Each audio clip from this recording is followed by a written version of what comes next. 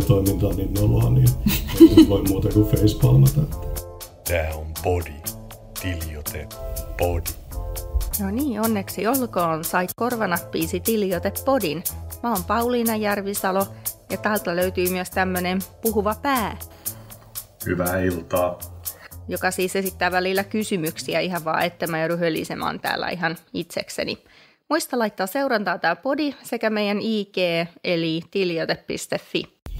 Joo, ja tässä kohtaa voisi heti alkuun ottaa pienen huomioon, että meikäläinen on tässä enemmän tai vähemmän niin sanotussa sidekickin roolissa, koska sisällön tuotto on huomattavasti enemmän Pauliina alaa. Tästä johtuen tässä meidän podissa mä oon enemmän niin sanotusti kysymyksiä esittävän kommentoijan roolissa. Mutta tällä jaksolla starttaa meidän podi.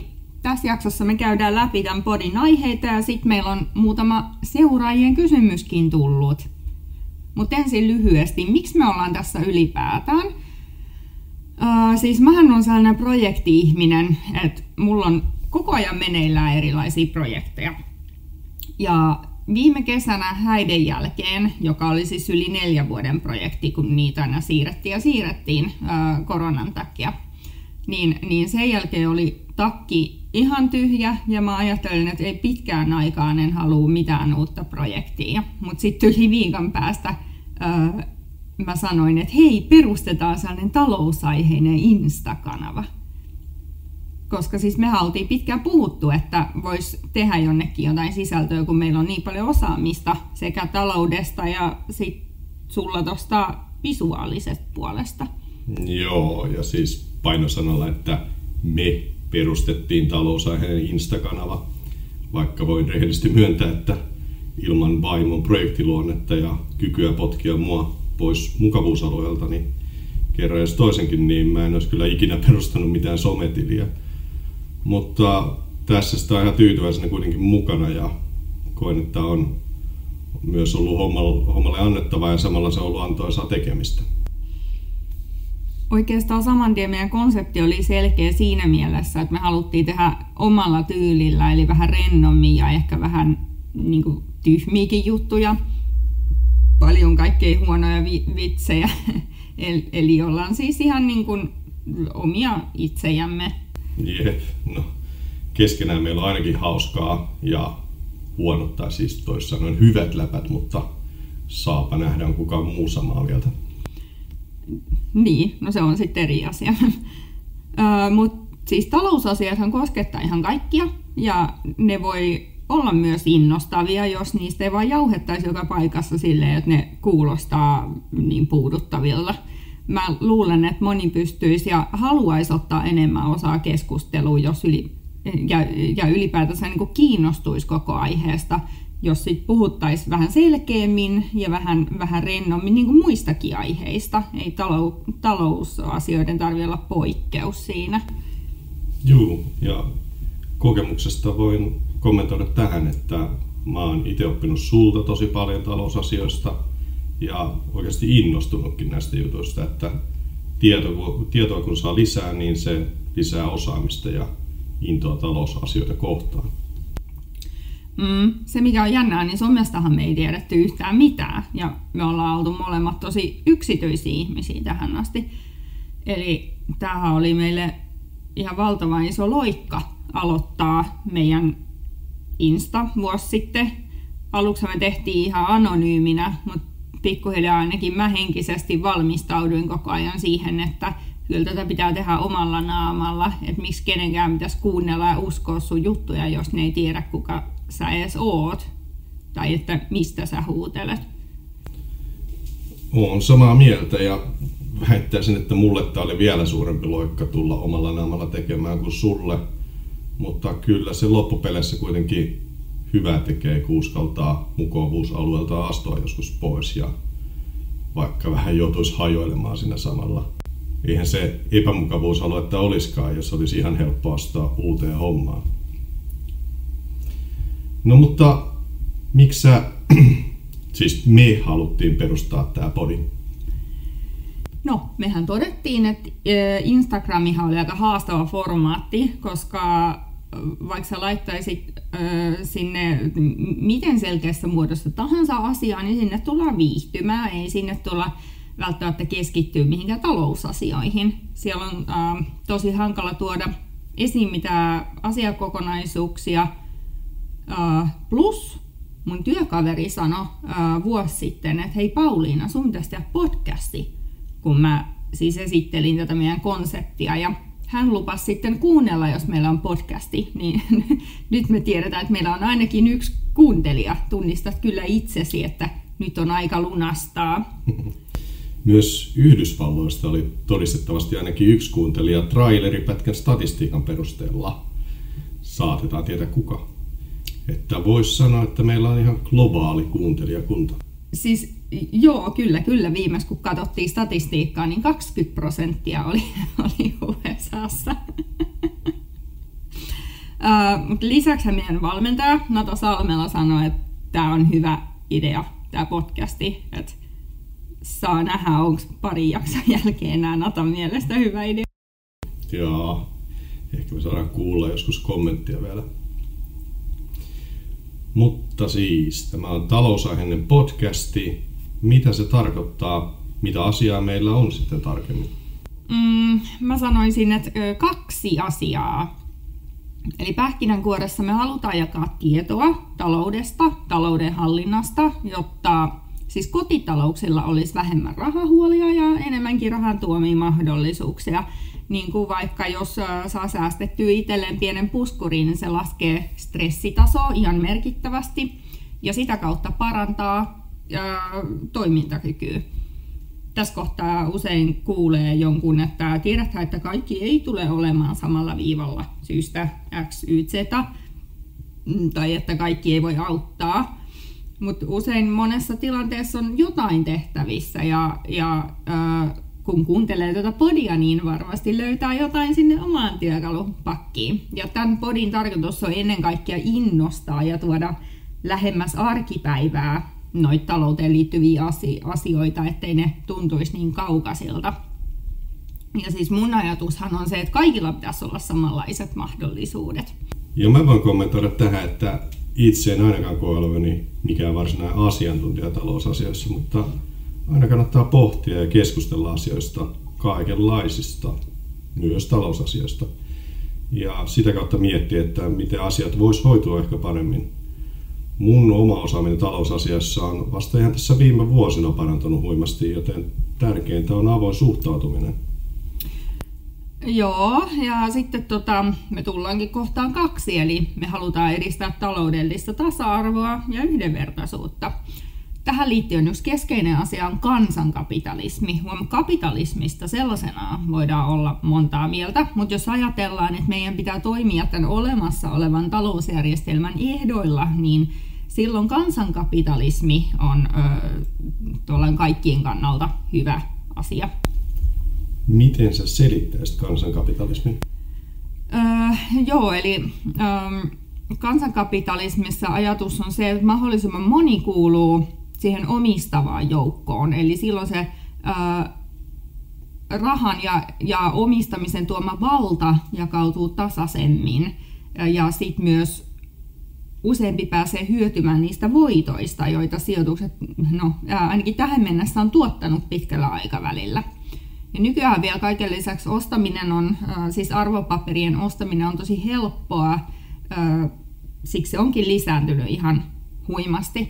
Mä itsekin aloitin esimerkiksi osakesijoittamiseen, kun mun työkaveri sanoi, että hänellä on 200 jotain koneosakkeita. Sitten se näytti mulle Nordnettiin, että hei, täältä saa ostettua vähän niin kuin verkkopankissa. Sitten mä itse ostin Nordeaa 400 ja myin ne pois heti, kun ne oli noussut 7%. Kuulostaa siltä, että meni voitoista aika monen siivu kaupankäyntikuluihin. Tosi eipä mulla ole paljon varaa huudella, kun muista itse osteleeni aluksi 20 jotain osakkeita myös Nordnetissä, koska en raskinut tuhlata enempää, enkä varmaan edes ymmärtänyt, että siinä menee ne kaupankäyntikulut. Toisin sanoen olisi pitänyt nousta osakkeen varmaan 50%, että olisin saanut osto- ja myynnin kulut katettua, mutta tämähän on se sanonta, että kaikkien on maksettava oppirahansa, niin kyllä sitä sitten tekemällä todellakin oppii, eikä tee samanlaisia virheitä enää. Mutta minkä takia kansankapitalismi on niin tärkeää? No ensinnäkin mä väitän, että mitä enemmän meillä on täällä taloudellisesti ja muutenkin hyvinvoivia ihmisiä, eli kun meidän kollektiivinen hyvinvointi lisääntyy, yhteinen hyvinvointi siis, vaikka kansankapitalismin myötä, niin sitä enemmän se vaikuttaa myös niihin, jotka ei suoraan kuulu tähän omistavaan joukkoon. Eli kun hyvinvointi lisääntyy sun ympärillä, niin se mahdollistaa sulle enemmän asioita, jos sun ympärillä olevat ihmiset pystyy ottaa enemmän vaikka taloudellista vastuuta, vaikka sä et itse pystyisi. Lisäksi kaikki lieveilmiöt vähenee, niin kuin ryöstelyt, kiusaaminen, väkivalta, kaikki mikä kertoo ihmisen pahasta olosta. Kun paha olo vähenee, niin lieveilmiöt vähenee. Ja silloin on vähemmän todennäköistä, että sä joudut niiden kohteeksi. Ja myöskin tavallaan ne sellaiset kierteet ei pääse niin isoiksi.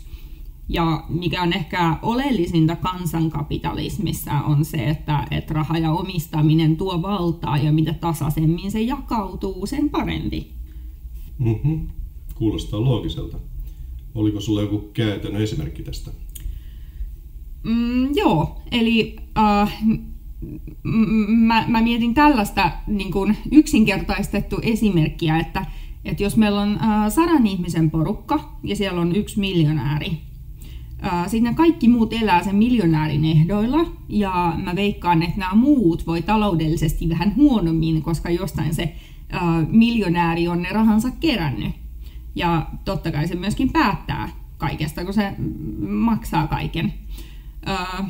No jos se miljonäärin rahat olisi jaettu vaikka 60 ihmisille, jolloin siitä joukosta olisi ensinnäkin 60%, eli yli puolet taloudellisesti hyvinvoivia ihmisiä. Mutta se mikä on tärkeää myös niiden loppujen 40% kannalta on se, että se rahan tuoma valta myös jakautuu sille 60% sen 1 miljonäärin sijaan. Ja siellä 60% joukossa on toivon mukaan, tai siis todennäköisemmin myös sellaisia tyyppejä, jotka ajattelee niitä loppuja 40%. Tekee niiden kannalta parempia päätöksiä, pystyy auttamaan enemmän niitä niin kuin eri tilanteissa ja asioissa. Ja sitten kun me mietitään, että keneltä se kansankapitalismi on pois, niin sehän on tasan yhdeltä tyypiltä pois, eli siltä miljonääriltä, kun sillä ei enää olekaan kaikkia rahoja. Mutta ketä se hyödyttää, niin se hyödyttää kaikkia muita, jopa niitä, jotka ei omista. Muutenkin, jos puhutaan rahan tuomasta vallasta, niin siihen liittyy omistamisen lisäksi myös tuloerot, esimerkiksi sukupuolten tai eri yhteiskuntaluokkien välillä. Ja siis meidän vaatimaton missiohan on tasata näitä eroja. Siinä oli simppeli esimerkki, mutta hyvin kuvaava. Tosin aihehan on kokonaisuudessaan hyvinkin monimutkainen paletti, mutta varmaan voidaan kaikki olla sitä mieltä, että mieluummin jaetaan taloudellista valtaa tasaisemmin kuin epätasaisemmin. Ellei sitten ole se miljonääri, olisiko meidän porilla miljonäärejä kuuntelemassa? Ehkä ei, mutta perustyökalut taloudessa on kaikilla melko samat, sillä miljonäärilläkin, niin miksipä ei? Niin, se voi olla, että jostain syystä miljonäärit ei tykkää tästä meidän podista. No, tästä tuli syyt, että miksi me tätä tehdään, mutta keitä me ollaan lähinnä sillain ammatillisessa mielessä. Mä voin aloittaa, eli mulla on pitkä kokemus taloudenhoidosta, sijoittamisesta. Mä oon liiketalouden tradenomi. Mulla on perinnän työhistorian kautta paljon kokemusta liittyen velkaantumiseen ja velanhoitoon. Erityisesti mä oon kiinnostunut ja perehtynyt siis niihin syihin, mitä yleisimmin löytyy rahankäytön taustalta ja miten sitä omaa rahankäyttöä kannattaa optimoida. Ja noista olisi tarkoitus puhua enemmänkin tässä podissa. Ja mä oon ollut töissä uutismedioissa toistakymmentä vuotta, niin jälkimmäisen puoliskoni työurastani on tehnyt talousmediassa, joten jonkinnäköistä taloustietoa on kertynyt sitä kautta. Lisäksi sä tykkäät koodailla. Ainakin tähän mennessä on parit nettisivut tullut tehtyä. Joo, sitä osaamista tuli vähän kartutettua vanhempainvapaalla. Vielä silloin, kun oli niin pieni vauva, joka nukkuu pitkiä päiväunia, niin ChatGPT:n kanssa pidettiin sitten oppituntia ja jotain tuli opittuakin. Mahtava työkalu. Saa nähdä, mihin homma menee tulevaisuudessa. Niin, totta. Mutta siis mehän ei haluta tavallaan niinku brändäytyä miksikään guruiksi, vaan enemmänkin me höpötellään ihan sen pohjalta, että mitä tietoa ja kokemuksia meillä on. Sitä on toki jonkin verran. Kyllä me pääosin tiedetään, mistä puhutaan yleensä. Mutta enemmänkin tässä on ideana jutella meidän omista kokemuksista ja ajatuksista. Tosiaan, toki tulee tärkeää tietoakin. No mut sitten me voitaisiin mennä seuraavaan aiheeseen, eli tämän podin siis aiheisiin, jos me käydään niitä vähän läpi, että mistä me oikein höpistää. Joo. Sulla on tällainen filosofia, mistä sä aina puhut, että se on meidän filosofia, vaikka oikeasti mä en tiedä tästä oikein mitään. Olen siihen parit visut Insta-postauksiin tehnyt, mutta niissä keskityy lähinnä siihen ulkoasuun ja ei tullut tekstejä painettua mieleen. Ehkä olisi parannettavaa tossa, että sisäistäisi näitä asioita, mistä postataan. Opittavaa on siis vielä täälläkin. Joo, eli mä oon aika paljon perehtynyt siihen, että mitä eri asioita se vaatii, että osaa hallita talouttaan. Sehän ei ole pelkästään rahaa, koska täytyy myös tietää, mitä sillä rahalla tekee. Ja ennen kaikkea sun rahakäyttäytymiseen vaikuttaa erilaiset psykologiset tekijät ja ympäristö, sosiaalinen ympäristö. Mä jaan taloudenhallinnan 3 osa-alueeseen, eli meillä on 3 tämmöistä palikkaa. Ensimmäinen on psykososiaaliset tekijät, eli siis psykologiset tekijät ja sosiaaliseen ympäristöön vaikuttavat tekijät. Sitten meillä on tieto ja taito, eli koulutus, ammattitaito, kaikki kirjallisuus ja muut tietolähteet. Ja sitten viimeisenä palikkana taloudelliset resurssit, eli raha, varat, velat ja niihin vaikuttaa menot ja tulot. Taloudenhallinta ei ole siis pelkästään laskemista tai rahan hankkimista tai tuhlaamista, vaan se on siis osa elämänhallintaa ja siihen kuuluu tiedon opiskeleminen myös. Jos taloudenhallinnassa on ongelmia, niin ne sitten taas liittyy yleensä just näihin 3 osa-alueeseen. Eli sellaisessa tapauksessa on usein psykologisia tai sosiaalisia haasteita, jotain painetta, puuttuu oleellista tietoa ja luonnollisesti puuttuu myös resursseja eli rahaa. Sen sijaan, jos on kestävästi hyvä talous, niin se myös näkyy näillä kaikilla osa-alueilla.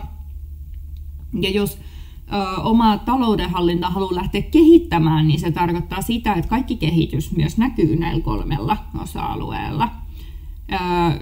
Nyt tällainen hyvin yksinkertainen, niin kuin ihan käytännönläheinen esimerkki, että jos sulla on kaveriporukka ja ne haluaa lähteä matkalle ja sä ehdottomasti haluat mukaan, ja sitten ainut tapa on se, että sä alat säästämään rahaa. Eli tässä tuli nämä psykososiaaliset tekijät, eli kaveriporukan, eli ympäristön vaikutus ja myöskin se motivaatio. Eli sulla on joku motivaatio säästää.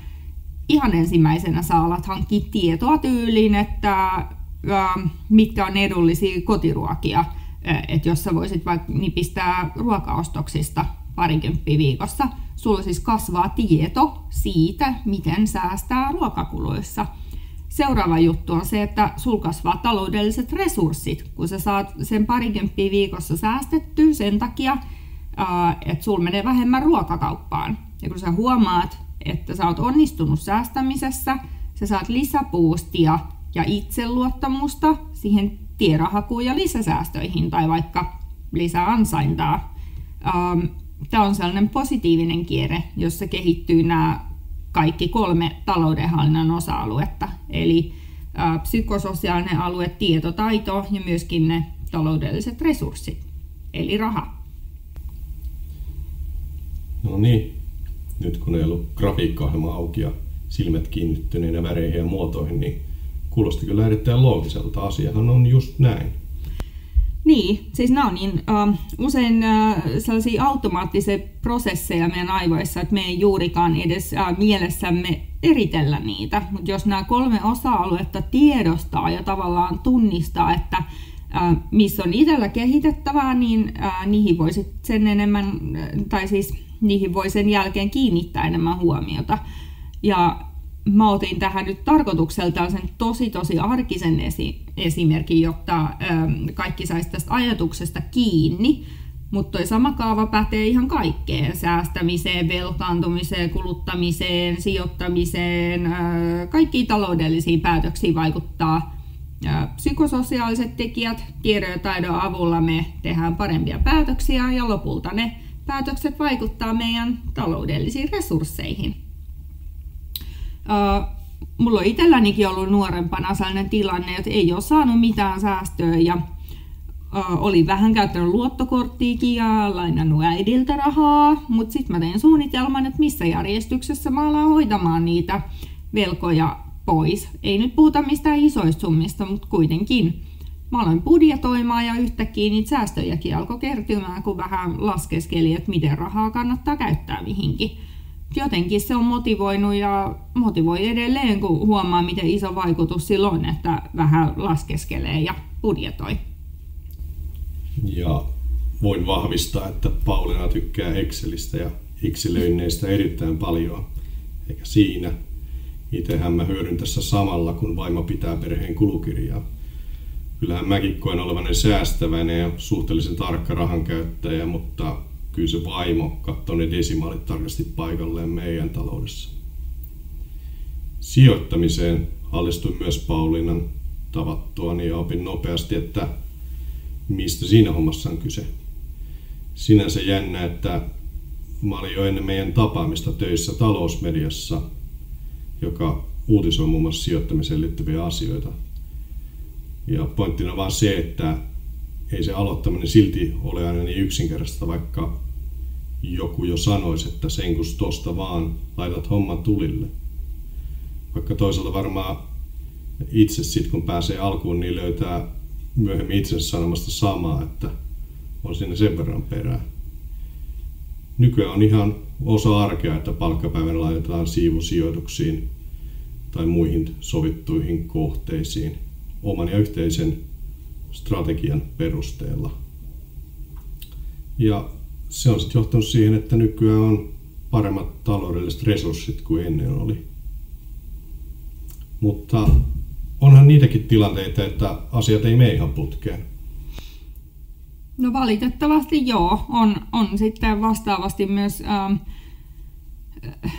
sellaisia tilanteita, että syntyy sellainen negatiivinen kierre, jos tulee vaikka useampi ikävä tapahtuma putkeen tai on tapahtunut jotain yllättävää, jotain sellaista, mikä on niin kuin horjuttanut sen oman uskon siihen, että asiat menee hyvin, tai oman kiinnostuksen siihen, että miten asiat menee, ja ei ole enää luottamusta siihen omaan pärjäämiseen. Jos nyt joku kuulija tunnistaa olevansa tällaisessa negatiivisessa kierteessä, niin tämän podin kuunteleminen on tosi iso askel toiseen suuntaan. Mä en todellakaan väitä, että sitä lumipalloa on helppo kääntää, mutta onneksi se tarvii kääntää vain kerran. Ja sitten se alkaa vieriä huomattavasti helpommin oikeaan suuntaan. Mä en nyt todellakaan itse väitä olevani mikään kokemusasiantuntija, mutta mä tiedän ihmisiä, ketkä on niin kun, taloudellisista vaikeuksista selvinnyt ja heillä on kohtuullisen hyvä tilanne tällä hetkellä. Instagramissa voi seuraa esimerkiksi Helena Rostedia, Sijoita kuin Tavis. Sitten on 3 ja 6 Päivi, Annika Kajan. Tässä nyt näitä muutamia esimerkkejä. Mutta siis näistä taloudenhallinnan palikoista me puhutaan enemmän ja niille on omistettu 3 seuraavaa jaksoa. Eli jokaiselle 1 jakso tässä podcastin alussa. Heti seuraavan jakson aiheena on siis tämä psykososiaaliset tekijät, Sitten 3. jakso liittyy tietoon ja taitoon ja 4. jaksossa on sitten puhutaan taloudellisista resursseista. No sitten me mennään muihin näkökulmiin, eli 5. jakson aiheena on raha, parisuhde ja perhe. Siinä käydään läpi vähän, että miten meidän mielestä on järkevä jakaa rahat parisuhteessa ja perheessä ja miten me ollaan itse tehty. Kyllä. Aina se riippuu paljon myös sitä parisuhteen statuksesta, että ollaanko seurustelusuhteessa eri osoitteissa vai esimerkiksi naimisissa, missä on yhteinen talous ja jos on lapsia tai ei ole lapsia. Erityisesti mun lempiaihe on se, että jos toinen menettää tuloa sen takia, että on yhteistä lasten kanssa kotona. Tämä on sellainen, missä törmää tosi kummallisiin ratkaisuihin ja kommentteihin ja valitettavasti liian usein ne asetelmat ei ole kovin edullisia sille osapuolelle, joka on siellä kotona. 6. jaksossa puhutaan kuluttamisesta, eli miksi me kulutetaan, mitä kaikkea liittyy meidän kulutuspäätöksiin tai ostopäätöksiin. Ja tietenkään meilläkään ne ei ole 100% ajasta välttämättä täysin järkeviä ihmisiä kuin ollaan. Niin, toki sekin pitää muistaa, että me ollaan ihmisiä, että ei kaiken pidäkään olla 100% ajasta järkevää, kunhan se on riittävän järkevää sillä tavalla, että ei joudu vaikeuksiin. Mutta niin kuin tässä podissa käy monesti ilmi, että valtaosa meidän päätöksistä on tunneperäisiä ja se liittyy vahvasti siihen, miten me kulutetaan ja käytetään rahaa. Mm-hmm. Itse mä ajattelen, että kannattaa tehdä hankintoja tarpeeseen, ei tuhlata esimerkiksi brändituotteisiin, koska halutaan tehdä vaikutus muihin ihmisiin. Se on typerä tuhlata liikaa rahaa, kun saman käyttötarkoituksen aivan hyvän näköiset tai laatuiset vaatteet voi saada edullisemminkin, mutta ei ehkä niin kalliilla logolla varustettuna. Niin, tosin me ei ihan tässä kyllä noudateta sitä elää niin kuin opetat, koska on meilläkin aika paljon brändituotteita. Mutta ehkä niin kuin se, että tavallaan ei kannata ainakaan sen takia joutua vaikeuksiin, että ostelee kalliita brändituotteita, mutta kyllä mekin aika paljon ostetaan kaikkea mahdollisimman edullista, koska me koetaan, että meillä on niinku parempaa käyttöä niille rahoille. Meidän brändituotteet ei ole vaatteita, että ne on useimmiten sitten esimerkiksi huonekaluja tai jotain esineitä, jotka tuo meille hyvää fiilistä, että me ei muiden takia niitä osteta. Niin, no toki sekin pitää paikkansa. No, mutta 7. jaksossa me käsitellään sitten velanhoitoa, eli siinä puhutaan siis toki itse velkaantumisesta, sen syistä ja seurauksista, kaikista ilmiöistä, negatiivisesta korolle ilmiöstä ja niin edelleen, mutta mä haluaisin keskittyä enemmän ratkaisuun, eli oli ne syyt mitkä tahansa siellä tilanteen taustalla, niin keskitytään enemmän siihen, että miten siitä tilanteesta pääsee eteenpäin. Tästä jaksosta on varmasti apua niille, kellä on vaan minkä vaan tasoisia niin kuin velkaan liittyviä haasteita. Nyt jos jollain tulee sellainen tunne, että mitä toi nyt käy tässä ohjeistamaan, niin nyt tässä mä haluaisin nostaa esiin erityisesti tämän mun ammattiosaamisen tällä saralla, eli tämä on sitä mun ydinosaamista. Me voitaisiin tähän ottaa myös vähän seuraajien kysymyksiä etukäteen ja käsitellä niitäkin sitten tässä jaksossa. Tosin mä ajattelin kyllä kaikkiin jaksoihin ottaa jotain kysymyksiä. Mutta jos me mennään eteenpäin, niin 8. jaksossa puhutaan sit säästämisestä. Tämähän olisi hyvä olla jokaisen kotitalouden tavoitteena, että on vähän ylijäämäinen talous. Tulkkaan vaimoni. Ylijäämäinen talous tarkoittaa sitä, että tulot on suuremmat kuin menot. Eli menojen jälkeen jää käteen tuloista jotain, eli silloin saa säästettyä rahaa. Silloin ei tarvitse turvautua esimerkiksi kalliisiin kulutusluottoihin tai jos tulee jotain ylläreitä. Ja kummasti sitten, kun on pientä puskuria, niin alkaa huomaamaan, miten se taloudellinen stressi helpottaa. Usein se, että nipistää jostain, onkin loppujen lopuksi sen arvosta. Ja säästäminenhän ei ole mitään nihkeilyä, vaan päinvastoin sä tulet saamaan samalla rahalla paljon enemmän, kun sun ei tarvii ostaa luotolla, eikä korot ja muut kulut niin syö sun ostovoimaa. Sen sijaan sä saat säästöille korkoa ainakin jonkun verran. Säästämisestä onkin sitten luonnollista siirtyä sijoittamiseen, eli 9 jaksossa meidän aiheena on sijoittaminen. Siinä vaiheessa, kun on pientä puskuria ehkä jo kerrytetty, niin voi alkaa harkitsemaan, sopisiko joku sijoituskohde siihen omaan tilanteeseen. Monella on varmaan sijoittamisen suhteen sellainen fiilis, että miksi sitä tuputetaan, vähän niin kuin jotain uskontoa, että ei kiinnosta. Mutta sitä tuputetaan, koska pitkällä aikavälillä sijoitusten oletetaan kasvavan, esim. Osakemarkkinoilla. Tämä tieto pohjautuu siis historiaan. Ja näihin tuottoihin pääsee käsiksi ainoastaan ne, jotka on sijoittanut sinne osakemarkkinoille. Ja niin kuin tuossa alussa puhuttiin kansankapitalismin vaikutuksista, niin sen takia myös tätä on ihan hyväkin tuputtaa. Toki voi olla huonojakin sijoituskohteita, missä sitten menettää rahansa ja sen takia kannattaa olla varoilla ja hankkia sitä tietoa. Niin, täytyy korostaa sitä, että sijoittamista on monenlaista. Löytyy matalariskistä ja sitten korkeampiskisiä vaihtoehtoja. Ja yleensä riski ja tuotto kulkee käsi kädessä. Mä suosittelisin, että lähtisi tutustumaan tähän sijoittamisen maailmaan matalalla riskillä ja pienillä summilla. Indeksisijoittaminen on yksi matalariskinen vaihtoehto sijoittaa osakemarkkinoille. Osakeindeksi on mittari, joka seuraa tietyn osakemarkkinan tai sen osan kehitystä.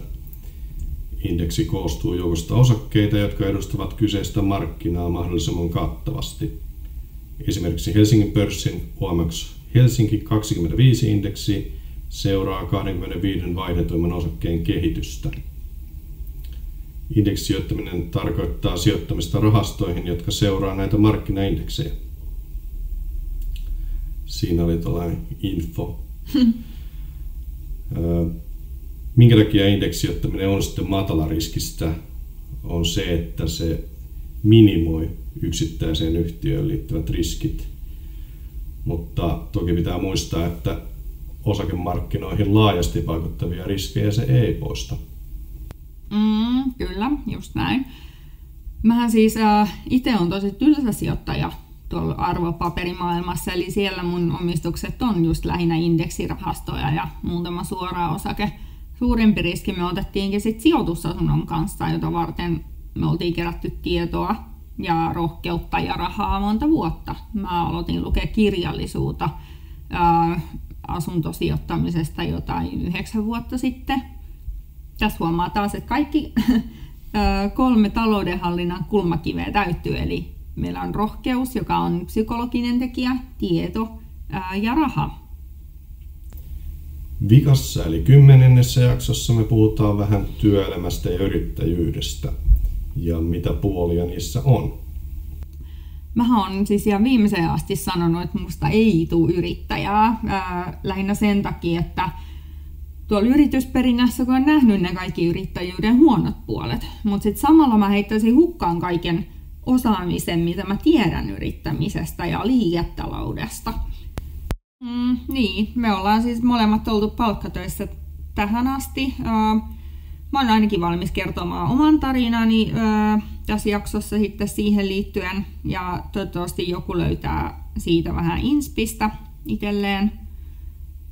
Puhutaan tässä vikasjaksossa ylipäätään tästä kuviosta, että minkälaista dynamiikkaa liittyy palkkatöihin ja yrittämiseen.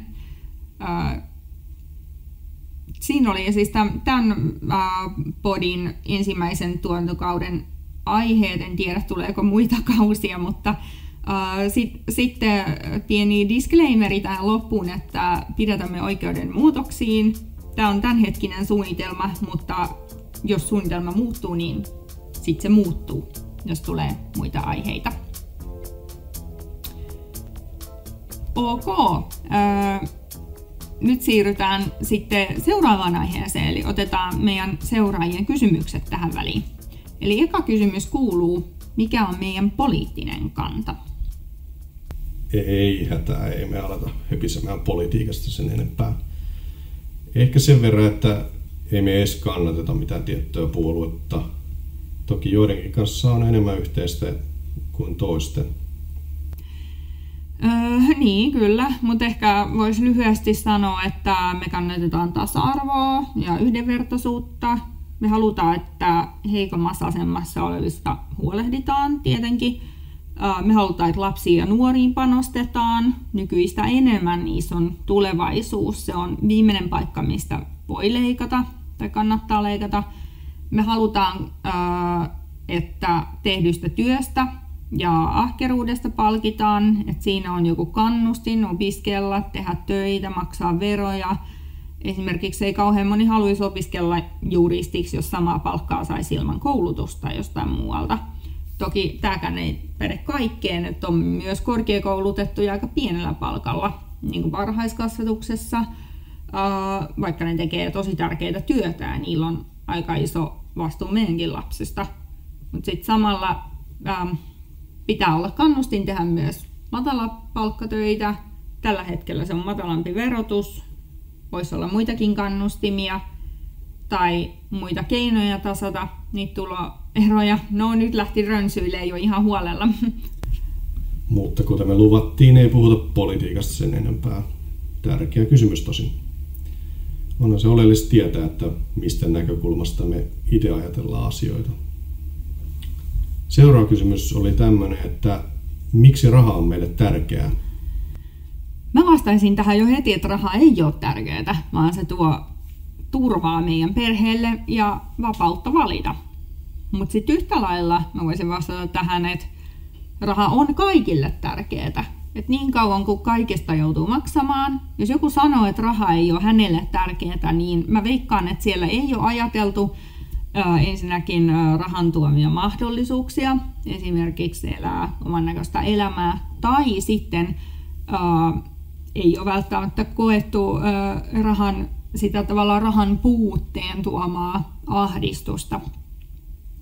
Mutta siis itsessään raha ei ole ainakaan mulle tärkeää, vaan se on enemmänkin sellainen väline tai työkalu, joka mahdollistaa asioita. Mun mielestä me tuodaan tätä ihan säännöllisesti Instassakin esiin, että ei me eletä mitään niin kuin high lifea tai olla oikeasti, tai siis että me ollaan oikeasti tosi tarkkoja omasta kuluttamisesta, vähän ehkä turhankin tarkkoja. Eli me eletään siis aika nihkeästi suoraan sanottuna. Monet haluaa rikastua tai vaurastua, mutta me halutaan enemmänkin olla riippumattomia, siis niin kuin taloudellisesti riippumattomia. Jotkut puhuu firettämisestä, mutta meille tämä on paljon pitkäkestoisempi homma. Me ei olla niin kuin pelkästään lähdetty tällaisen trendiin mukaan. Siksi mä vähän vierastan tuota sanaa firettäminen niin kuin omalla kohdalla.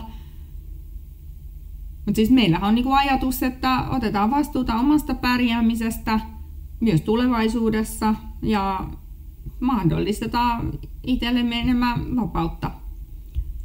Ja tosiaan, koska me ollaan pyöritelty näitä talouteen liittyviä asioita niin paljon, niin me halutaan vähän jakaa omia ajatuksia kuulijoillekin ja kokemuksia ja ihan siis konkreettista tietoakin. Tavoite on se, että me pystyttäisiin antaa jotain, mistä voisi olla apua tai mistä voisi inspiroitua, mitä se sitten ikinä kenellekin tarkoittaa. Eli siis jos sulla on talouteen liittyviä huolia tai tavoitteita, niin onneksi olkoon, kuuntelet ihan oikeata podia, koska siis tiedon avulla voi saada aika paljon aikaa ja motivaation, jos semmoinen löytyy. No sitten joku oli laittanut facepalmin meidän kysymysboksiin. Niin no, kuuntelin sen trailerin ja se musa oli niin nolo ja tämä meidän toiminta on niin noloa, niin ei voi muuta kuin facepalmata. Toistan, että en koe olevani mukavuusalueellani, mutta aika usein vaimo vetää mut pois sieltä. Happy wife, happy life. Just näin. Musaan liittyen mä voin ehkä jossain jaksossa kertoa sen storin, mikä oli ton meidän tunnarin takana. Mut sitten vielä tämmönen ihan asiakysymyskin tuli, että mitä vaihtoehtoja on olemassa asuntolainan vakuudelle ostajina pariskunta alle 30V. Tavallisestihan se asunto itsessään käy noin 70% vakuutena sille lainalle. Aspilainoissa on vähän eri juttu, mutta ei nyt mennä niihin. Mutta siis, eli periaatteessa se 30% pitäisi sitten rahoittaa muuten, ja jos ei pysty siis laittaa rahaa sitä 30%, niin silloin tarvii lisävakuuksia. Ja lisävakuus voi olla mitä vaan, mitä pankki hyväksyy. Tavallisesti se on esimerkiksi voi vaikka vanhemmat tai joku muu tarjota omaa kotiaan lisävakuutena. Mutta sitten jos ei ole mahdollista saada muualta lisävakuuksia, niin sitten on tämmöisiä erilaisia palveluita, niin kuin esimerkiksi Garantia, josta voi ostaa lisävakuuden. Tämä on ihan hyvä idea semmoisessa tilanteessa, kun tulot riittää hyvin niihin lainan lyhennyksiin, mutta ei ole kuitenkaan vielä ehtinyt kerryttää säästöjä niin paljon. Jos kuitenkin löytää kivan kodin, niin kaupat ei sit jää siitä kiinni, että ei olisi vakuuksia tarpeeksi.